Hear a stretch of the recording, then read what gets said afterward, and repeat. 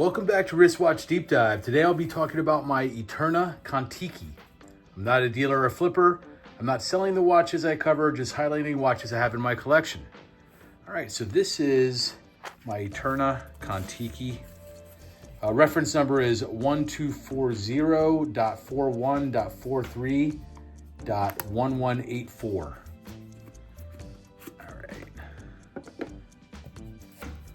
Set the box to the side here, and I'll get to why I have the two boxes in a second.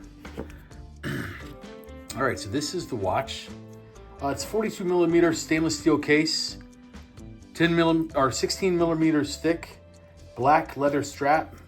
It came with a tang. I replaced it with this deployant clasp, this butterfly deployant clasp with two release buttons.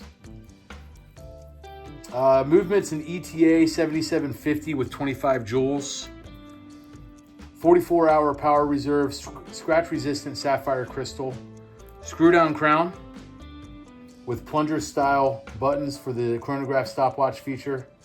Two of the subdials are for the chronograph complication to track minutes and hours. The third subdial is for seconds related to time. And the large second hand is for the second hand for the chronograph. It's a black dial with white luminous triangles at the 12, 3, 6, and 9 o'clock position. And again, Arabic numerals at the 12, 3, 6, and 9 as well. Date complication at the 4 o'clock, which is a little hard to see. It doesn't have a cyclops to highlight it, but it is cool that it's not, in the typical spots, a little unique. And then on the case back, it's an engraving of the Kon Tiki raft that Thor Heyerdahl took across the Pacific Ocean. And we'll get to that when we talk about this model a little bit more. Luminous hands and hour markers, and I acquired this watch from a flipper. All right, so brand info. We'll talk about a little bit about Eterna. So Eterna is a luxury Swiss company that traces its roots back to 1856. The company was started by Joseph Gerard and Urs Schild. The company was known as Schild Frères, and I'll put that, I'm butchering those names. I'm going to put them up on the screen. Urs' son Max took over the company and soon made business trips to the United States, bringing back new ideas of new machinery and craftsmanship. His ideas were unpopular in the watch community at the time in Switzerland, and in frustration, he left the company and turned it over to his brother Theodore. Under Theodore's leadership, the company was prosperous going into the 20th century. The company changed its name to Eterna in 1905. Eterna patented the first alarm wristwatch in 1908. In 1932, Eterna set up a subsidiary company called ETA. You may have heard of that company. Which made movements for itself, for the Eterna watches, as well as other Swiss watch companies. Both companies were part of the ASUAG group.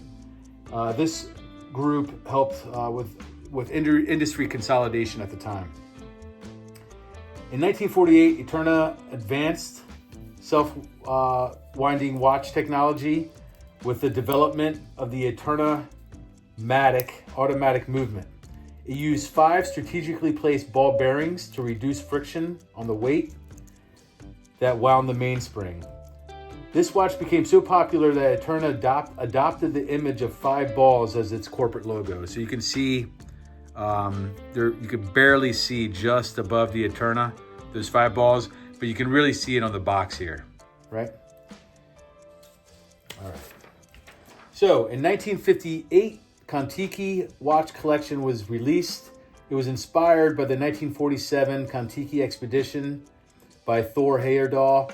Thor believed that people from South America could have reached Polynesia during pre-Columbian times using rafts made from balsa logs and other native materials in an indigenous style.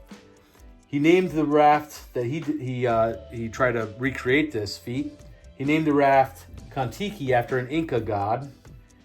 They set out from Peru and sailed for 101 days over 4,300 miles across the Pacific Ocean before landing in the French Polynesian islands. All crew survived and completed the voyage safely, All crew members were equipped with waterproof Eterna watches. Though he proved that a raft could make it, most experts reject his hypothesis of Polynesian origins. The evidence supports a Western origin from Southeast Asia. Starting in 1982, the company was sold and bought many times.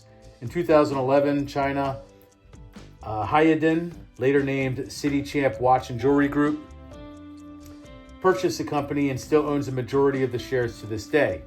The company is still headquartered and manufactures watches in Switzerland. If you're curious, ETA did not follow Eterna in that purchase, but became part of the Swatch Group in 1983. Why I chose this watch? I like the history of Kon Tiki's story. I read this story when I was in middle school, and I thought it was really cool.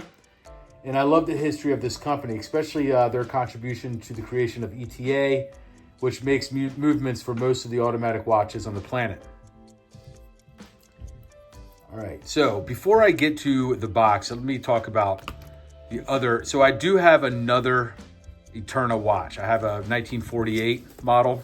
It's kind of a dress watch.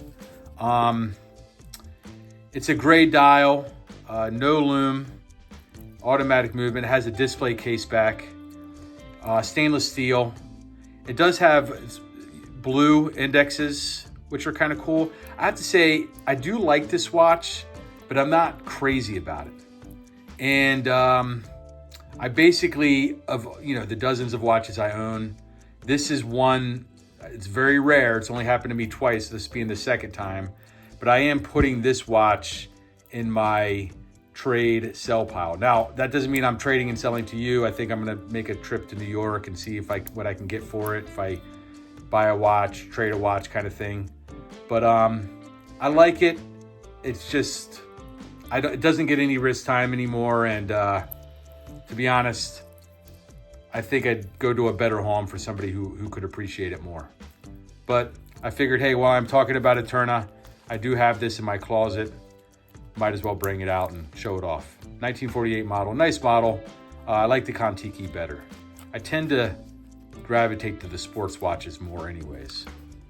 So that is the Eterna 1948, and I'm just gonna set that aside, put it back in the closet. So we'll talk about the box. Again, both boxes are relatively the same. I have the Tang. I think I have the Tang in my watch box upstairs. But it's a cool blue. It's a little different. I like this color blue of of their boxes. And you see their logo with the 5 balls that we talked about earlier there. All right. And I'll do a lume shot now. Let me kind of clean the watch up.